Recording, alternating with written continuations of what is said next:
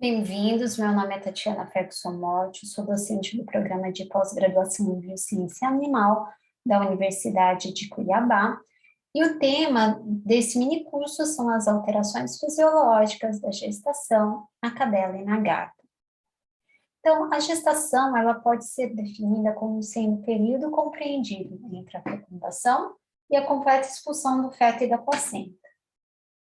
A duração da gestação, ela pode ser influenciada por inúmeros fatores, entre eles fatores ambientais, fatores genéticos, fatores hormonais, pode ser influenciado pelo fato da fêmea ser primípara ou multípara.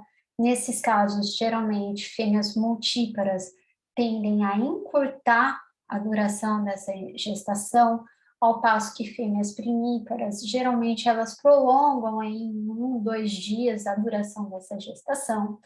Outro fato que pode influenciar a duração das gestações é a raça. Ainda é um assunto controverso, no entanto, raças de grande porte tendem a prolongar um pouco mais a gestação comparativamente a raças de pequeno porte. Outro ponto é a questão do tamanho da ninhada. Usualmente, ninhadas maiores tendem a encurtar o período gestacional comparativamente àquelas ninhadas menores que tendem a prolongar a duração dessa gestação. E outro ponto que pode afetar também é a questão da idade do animal. Então, geralmente, animais mais velhos tendem a prolongar a duração da gestação em comparação a animais mais novos, que geralmente encurtam a duração do período gestacional, tá? A duração da gestação, ela pode ser determinada com base em determinados eventos, como, por exemplo, pico de LH, ovulação, diestro citológico, ou pela data do acasalamento, tá? Usualmente em cadelas, onde se usa aí muito a questão do acompanhamento do ciclo reprodutivo para inseminação artificial, nós dispomos aí, aí essas informações em relação ao pico de LH, ovulação e diestro citológico, justamente pois o acompanhamento ele é realizado com base em dosagens de progesterona ou a realização de citologia vaginal. Então, se nós considerarmos esse evento de pico de LH, a duração de gestação em dias vai ser de 64 até 66 dias. No entanto, se considerarmos a ovulação que ocorre aí 48 horas depois do pico de LH, a duração dessa gestação é de, em média, de 63 dias. Já se considerarmos o diestro citológico, ou seja, nós fazemos o acompanhamento citológico do ciclo estral desse animal, fazemos as inseminações, e a partir do momento nós temos a instauração do diestro, nós observamos uma lâmina de diestro, nós podemos contar a partir daí 57 dias como duração da gestação. No entanto, geralmente, na nossa rotina clínica, o dado que é apresentado para a gente é a data do acasalamento. Então, o tutor ele só sabe quando que essa fêmea cruzou ou quando ele viu acasalar. Então, se nós considerarmos a data do acasalamento, na cadela, a duração da gestação pode variar de 57 até 72 dias e na gata de 52 até 74 dias. Então, em média, isso fica aí em torno de 65 dias de gestação. Bom, a gestação ela pode ser dividida em 3 estágios. O primeiro estágio vai de 0 a 18 dias e ele compreende a fase que vai desde a fecundação até a implantação do embrião. Nessa fase não há troca materno e fetais, então o embrião ele fica migrando, tá, no corno. A partir do estágio 2, nós temos a implantação, que ocorre aí em torno dos 18 dias, E esse estágio 2, ele vai até os 42 dias, onde há aí o início da calcificação do esqueleto fetal, tá? Geralmente ocorre aí aos 42 dias em média. No entanto, no estágio 2, do 8º ao 20º dia, nós consideramos esse período como sendo um período crítico, porque é nessa fase onde ocorre a formação do feto, a formação dos órgãos do feto.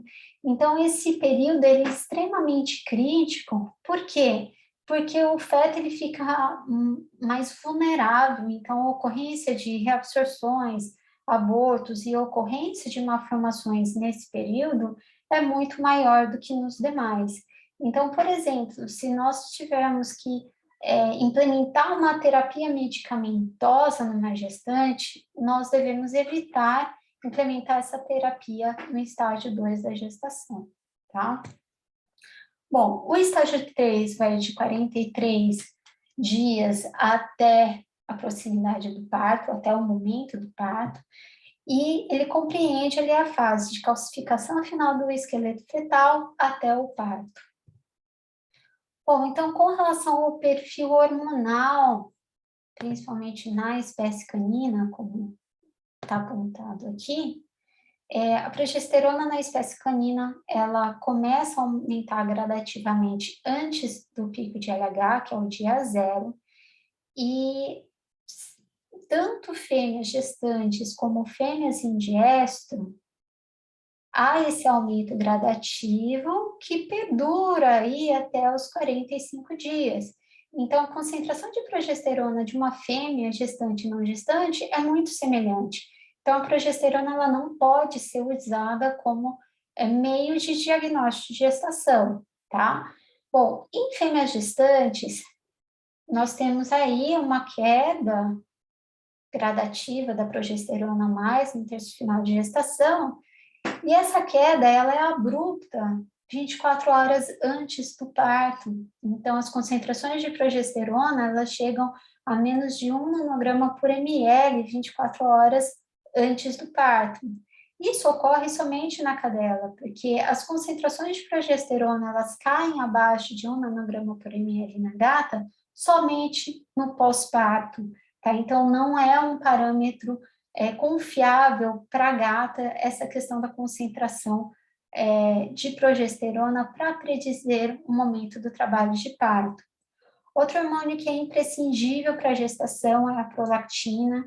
A prolactina é um hormônio luteotrófico, então ela é essencial aí para auxiliar na manutenção do corpo lúteo, tanto em cadela como em gata, tá?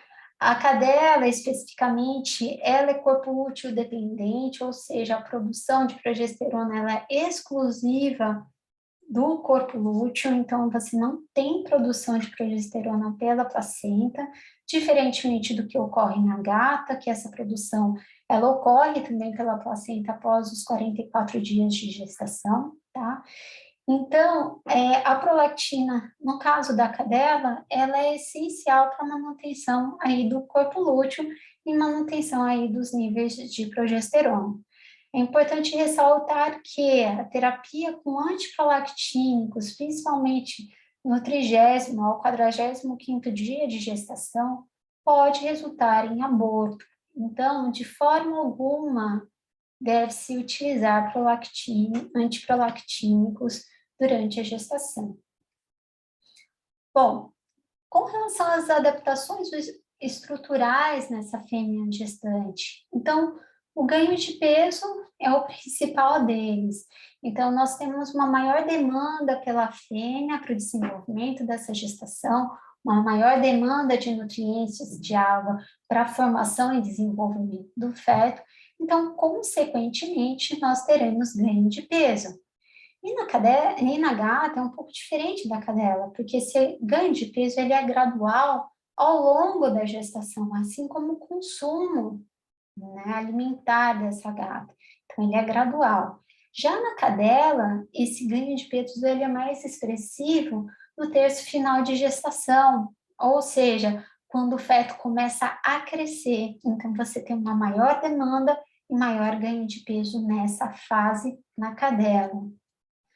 Além disso, a locomoção dessas fêmeas, ela é prejudicada, porque você tem uma grande instabilidade, uma maior instabilidade durante a locomoção, devido ao relaxamento dos ligamentos pélvicos. Esse relaxamento, ele é em decorrência da ação de um hormônio chamado relaxina, que promove esse relaxamento dos ligamentos pélvicos, justamente para relaxar o canal de parto ósseo, tá? E assim facilitar a saída do feto no momento do parto. E além disso, você tem um deslocamento aí do centro de gravidade desses animais. Outro ponto é a questão do aumento do apetite e sede. Então, você tem um aumento da demanda de nutrientes e de água. Então, o animal ele tem um apetite mais voraz e ele fica mais aflito por beber água. No entanto, nesses casos das fêmeas gestantes, nós vamos perceber que com o aumento, com a distensão abdominal pelo útero gravídico, há uma compressão do estômago, então há uma diminuição da capacidade gástrica. Então, aqui é importantíssimo nós fracionarmos a alimentação desses animais, ou seja, adequar a nutrição de acordo com a fase da gestação e fornecer pequenas porções ao longo do dia, tá? Justamente para que ela ingira a quantidade de energia necessária para o desenvolvimento desse feto e para a manutenção dela. Com relação às adaptações hidroeletrolíticas, então, os rins maternos, eles retêm mais sódio, potássio e cálcio, então, com isso, há um aumento do volume plasmático, e isso gera hemodiluição, que, por sua vez, pode levar a um quadro fisiológico de anemia normocítica normocrômica, que no final da gestação ela é compensada, então não há necessidade de tratar essa anemia normocítica normocrômica gestacional. Além disso, devido a esse aumento da demanda uterina, nós temos aumento do volume plasmático, aumento do débito cardíaco, aumento da frequência cardíaca relativa e diminuição da resistência periférica. E apesar de todas essas alterações, a pressão ela se mantém inalterada. Outro ponto é a questão das alterações metabólicas. Nós temos um maior requerimento nutricional nessa fase, e o feto, ele usa como fonte primária de energia a glicose. Então, toda a glicose que é obtida pela mãe, ela é transferida para o feto.